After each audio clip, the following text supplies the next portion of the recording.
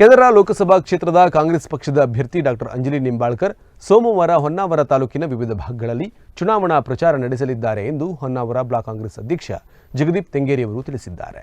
ಈಗಾಗಲೇ ಅಂಜಲಿ ನಿಂಬಾಳ್ಕರ್ ಜಿಲ್ಲೆಯಲ್ಲಿ ಮೊದಲ ಸುತ್ತಿನ ಪ್ರಚಾರ ನಡೆಸಿದ್ದಾರೆ. ಇದೀಗ ಎರಡನೇ ಸುತ್ತಿನ ಪ್ರಚಾರಕ್ಕೆ ಆಗಮಿಸುತ್ತಿದ್ದು, ಸೋಮವಾರ ಮಧ್ಯಾಹ್ನ 3 ಗಂಟೆಗೆ ಹಳದಿಪುರದ ಅಗ್ರಹಾರದ ರಥಬೀದಿಯಲ್ಲಿ ಮತ್ತು ಸಂಜೆ 5 ಗಂಟೆಗೆ ಅರೆಅಂಗಡಿಯ ಎಸ್ಕೆ ನಾಯ್ಕ್ ಸಭಾಭವನದಲ್ಲಿ ಸಾರ್ವಜನಿಕರನ್ನು ಉದ್ದೇಶಿಸಿ ಚುನಾವಣಾ ಪ್ರಚಾರ ಭಾಷಣ ಮಾಡಲಿದ್ದಾರೆ. ಈಗಾಗಲೇ ನಮ್ಮ ಉತ್ತರ ಕನ್ನಡ ಜಿಲ್ಲಾ ಕೆನರಾ ಲೋಕಸಭಾ ಕ್ಷೇತ್ರದ ಕಾಂಗ್ರೆಸ್ ಪಕ್ಷದ ಅಭ್ಯರ್ಥಿ ಶ್ರೀಮತಿ ಡಾಕ್ಟರ್ ಅಂಜಲಿ ನಿಂಬಾಳ್ಕರ್ ಅವರು ಜಿಲ್ಲೆಯಾದ್ಯಂತ ಒಂದು ಸುತ್ತಿನ ಪ್ರಚಾರವನ್ನು ಮುಗಿಸಿದ್ದಾರೆ. ಈಗ ಎರಡನೇ ಸುತ್ತಿನಲ್ಲಿ ಅವರು ಈಗ ಮತ್ತೆ ತಿರ್ಗಾ ಹೊನ್ನಾವರ ತಾಲೂಕಿಗೆ ಆಗಮಿಸ್ತಾ ಇದ್ದಾರೆ.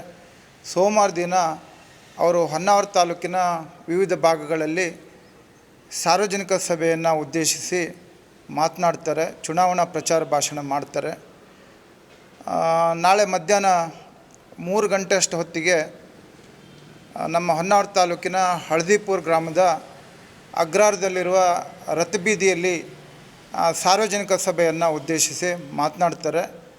ಹಾಗೆ ಅದು ಮುಗಿದ ತಕ್ಷಣ ನಮ್ಮ ಮುಗ್ವಾ ಜಿಲ್ಲಾ ಪಂಚಾಯತ್ ವ್ಯಾಪ್ತಿಯ ಅರೆಅಂಗಡಿಯಲ್ಲಿ ಸಂಜೆ 5 ಗಂಟೆಗೆ ಸಾರ್ವಜನಿಕರನ್ನು ಉದ್ದೇಶಿಸಿ ಭಾಷಣ ಮಾಡ್ತಾರೆ.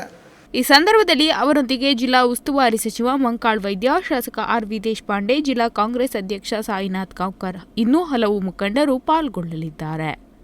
ಈ ಎರಡೂ ಕಾರ್ಯಕ್ರಮಗಳಲ್ಲಿ ಪಕ್ಷದ ಅಭಿಮಾನಿಗಳು, ಕಾರ್ಯಕರ್ತರು, ಸಾರ್ವಜನಿಕರು ಹೆಚ್ಚಿನ ಸಂಖ್ಯೆಯಲ್ಲಿ ಪಾಲ್ಗೊಂಡು ಕಾರ್ಯಕ್ರಮವನ್ನು ಯಶಸ್ವಿಗೊಳಿಸುವಂತೆ ಹೊನ್ನಾವರ ಬ್ಲಾಕ್ ಕಾಂಗ್ರೆಸ್ ಅಧ್ಯಕ್ಷ ಜಗದೀಪ್ ತೆಂಗೇರಿ ಹೇಳಿದ್ದಾರೆ.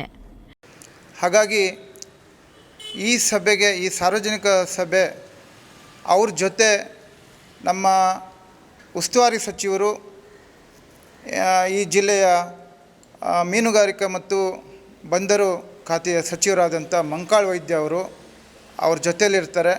ಹಾಗೆ ನಮ್ಮ ಪಕ್ಷದ ಹಿರಿಯ ನಾಯಕರು, ಮಾಜಿ ಸಚಿವರು, ಕರ್ನಾಟಕ ಆಡಳಿತ ಅಭಿವೃದ್ಧಿ ಸುಧಾರಣಾ ಸಮಿತಿಯ ಅಧ್ಯಕ್ಷರಾದಂಥ ಆರ್.ವಿ. ದೇಶಪಾಂಡೆ ಅವರು ಕೂಡ ಅವ್ರ ಜೊತೆಯಲ್ಲಿರ್ತಾರೆ.